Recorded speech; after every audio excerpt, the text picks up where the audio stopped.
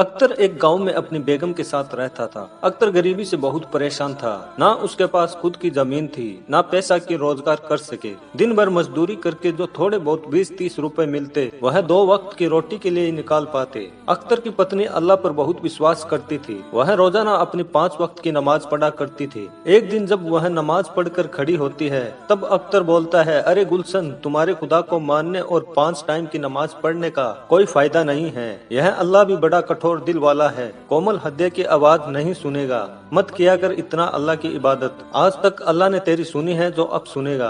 वही गरीबी में दिन काट रहे हैं और इतने सालों से औलाद का सुख नहीं मिला, वह अलग दुख है हमारे भाग्य में। गुलशन, मुझे विश्वास है अल्लाह हमारी जरूर सुनेंगे। मुझे अपनी इबादत और अल्लाह पर पूरा भरोसा है। अल्लाह एक दिन हमारी जरूर सुनेंगे, हमारे सारे दुखों को एक दिन जरूर दूर करेंगे। अल्लाह की अगर देर हो सकती है, अंधेर नहीं। अख्तर, चल देखता हूँ तेरे अल्लाह तेरे दिन रात नमाज पढ़ने और इबादत करने का कितना फल देते हैं। अभी मैं काम पर जा रहा हूँ, देखता हूँ कहीं मजदूरी का काम मिल जाए। गुलशन को अपने अल्लाह पर पूरा भरोसा था, पर अख्तर का अल्लाह पर बिल्कुल भी विश्वास नहीं था। उसे लगता था कि गरीबी और निसंतानता दोनों ही दुख अल्लाह ने उसके भाग्य में क्यों लिखे हैं। एक दिन गुलशन ने बोला, सुनो जी, घर में कुछ भी खाने का नहीं रखा है, मैं क्या बनाऊं? अख्तर, मैं भी क्या करूं गुलशन, आज मैं भी साहब के पास गया था, लेकिन इस वक्त किसी के पास काम देने के लिए नहीं है। गुलशन, खुदा पर भरोसा रखो, वह जरूर हमें इस मुसीबत से निकालेंगे। यह थोड़े से चावल रखे थे, पानी में उबले हैं, खा लो, दिल छोटा मत करो, कोई ना कोई काम मिल जाएगा। हो सकता है कल सुबह कोई काम मिल जाए। अख्तर, बस कर गुलशन, बस कर, इतना भी अंधा विश्वास मत जगा अपने मन में अल्लाह के लिए।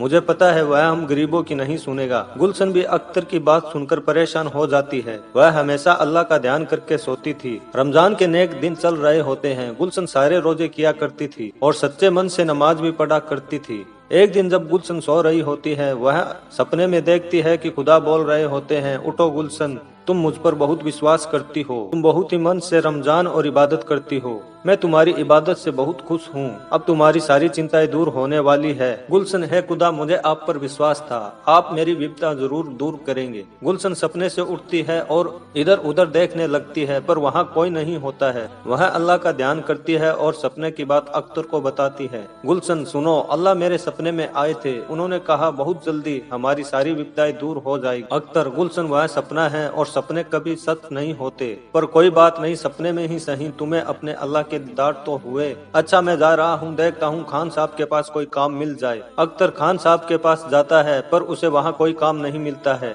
अख्तर निराश होकर घर वापस आने लगता है और रास्ते में सोचता है कि आज तो उसके पास बिल्कुल भी पैसे नहीं है, कैसे घर खर्च निकालेगा। चलते चलते वह थोड़ी दूर ही पहुँचता है, तभी उसे पीछे से एक आवाज आती है, अरे भैया सुनो तो, मैं तुम्हें ही बुला रहा हूँ। अख्तर, जी बोलिए, क्या काम है? बुढ़ा, जब तुम खान साहब के पास काम मांग रहे थे, मैं वहीं पर बैठा था और तुम्हारी बातें सुन रहा था। मैं तुम्हारे जैसे ही किसी व्यक्ति की तलाश में था। बेटा, क्या तुम मेरे लिए काम करना चाहोगे? मैं तुम्हें अच्छे दाम दूंगा। क्या नाम है तुम्हारा? अख्तर, हाँ मेरा नाम अख्तर है, मुझे अभी पैसों की बहुत जरूरत है, आपकी बड़ी मेहरबानी होगी अगर मुझे कोई काम मिल जाए तो बताइए ना, मुझे क्या करना होगा? बुढ़ा, मैं बहुत बूढ़ा हो चुका हूँ, कुछ सालों से मेरी इच्छा थी कि मैं मक्का से जमजम का पानी लाऊं और यहाँ जरूरतमंद लोगों को मस्जिद में दूं, पर मेरी उम्र इतनी हो चुकी है कि मैं थोड़ा दूर भी चलकर थक जाता हूँ। क्या तुम मेरे लिए मक्का की परिक्रमा कर सकते हो और वहाँ का पानी भरकर ला सकते हो? यदि हाँ तो मैं तुम्हें इस पूरे काम के लिए 1 लाख रुपए दूंगा। बूढ़े व्यक्ति की बात सुनकर अख्तर को 2 मिनट के लिए विश्वास नहीं हुआ कि अचानक 1 लाख रुपए कमाने का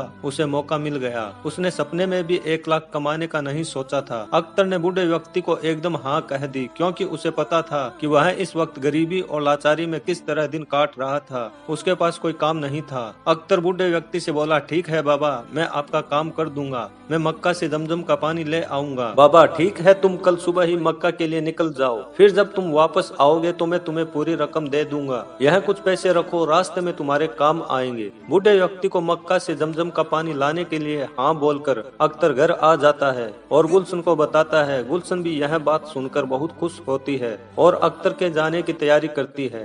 अगले दिन सुबह अख्तर मक्का के लिए निकल जाता है। वह तो सिर्फ इसी इच्छा से पानी लेने जा रहा था। जैसे ही वह जमजम का पानी ले आएगा उसे रकम मिल जाएगी, जिससे उसकी गरीबी दूर होगी। अख्तर मक्का पहुंच जाता है और परिक्रमा कर जमजम का पानी भर लेता है। अख्तर अकेला ही मक्का के लिए निकला था, इसलिए जब वह अकेला आ रहा होता है तो रास्ते में उसे बहुत से लोग मिलते हैं जो अल्लाह की इबादत कर रहे होते हैं। अख्तर भी अल्लाह की इबादत करता हुआ वापस आ रहा होता है। तभी आते समय अख्तर को एक झाड़ी के पास से आवाज आ रही होती है, बहुत प्यास लगी है, बहुत प्यास के मारे मेरा गला सूख रहा है, कोई मेरी मदद करो।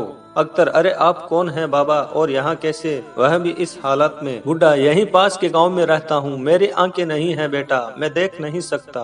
भोजन की तलाश में मैं गांव से दूर निकल आया और रास्ता भटक गया। मुझे बहुत प्यास लगी है बेटा, 2 घूंट पानी पिला दो, अल्लाह तुम्हारा भला करेंगे। अख्तर मन में सोचता है, क्या करूं, मेरे पास पीने का पानी नहीं है, बस यही जमजम का पानी है जो उन बूढ़े बाबा के लिए लेकर जाना है। अगर मैं यह पानी इन्हें पिला दूंगा तो उन्हें क्या बोलूंगा। यह पानी तो जरूरतमंद और परेशान लोगों के लिए है, और लाचार बाबा को जो प्यास से व्याकुल हो रहे हैं, ऐसे तो नहीं छोड़ सकता। मैं इन्हें पानी पिला देता हूँ और उन बूढ़े बाबा को बोल दूंगा कि मैं पानी नहीं ला सका, शायद मेरी किस्मत में पैसा कमाना लिखा ही नहीं था।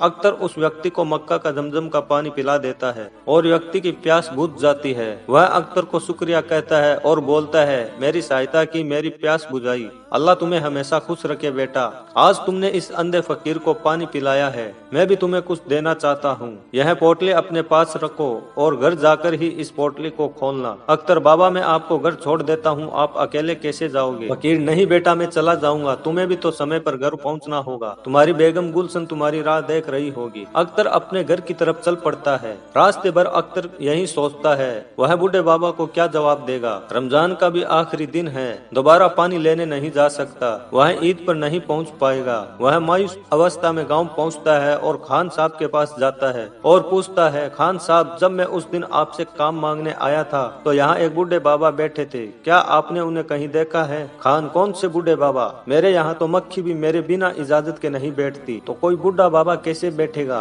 मेरी दुकान के पास यहाँ कोई नहीं आया था। अख्तर, उन्होंने तो मुझे कहा था कि वह मुझे यहीं मिलेंगे। अख्तर ने गाँव में हर तरफ उस बूढ़े व्यक्ति की खोज की, पर वह बूढ़ा व्यक्ति अख्तर को कहीं भी नहीं मिला। अख्तर निराश होकर घर आ गया। घर जाकर अख्तर ने अपनी पत्नी को सारी घटना बताई। गुलशन बोली, सुनो जी, आपने जिन बाबा को जमजम का पानी पिलाया था, क्या उन्हें मेरा नाम बताया था। अख्तर, अरे गुलशन, मैं तो उस बाबा को तुम्हारा नाम नहीं बताया था, फिर भी उन्होंने कहा कि तुम्हारी बेगम गुलशन तुम्हारी राह देख रही होगी, इतना कहा और यह पोटली दी और इसे घर जाकर ही खोलने को कहा। यह सब क्या हो रहा है। गुलशन, आप पोटली खोल कर देखो क्या है इसमें, और बाबा ने आपको क्यों दी है। अख्तर पोटली खोल कर देखा तो उसमें 1 लाख रुपए थे। उसने सोचा, इतना तो उस बाबा ने मक्का से जमजम की पानी लाने की रकम बोली थी। आज मैंने उस बाबा को पूरे गांव में ढूंढा पर वह नहीं मिले। गुलशन, आप अभी भी नहीं समझे, पर मैं पूरी बात समझ गई। यह सब हमारे अल्लाह की मेहरबानी है। आपने भले ही खुदा पर कभी विश्वास नहीं किया, पर आपका दयालु स्वभाव देखकर अल्लाह ने उसका फल दिया है। यह सब उन्हीं का चमत्कार है,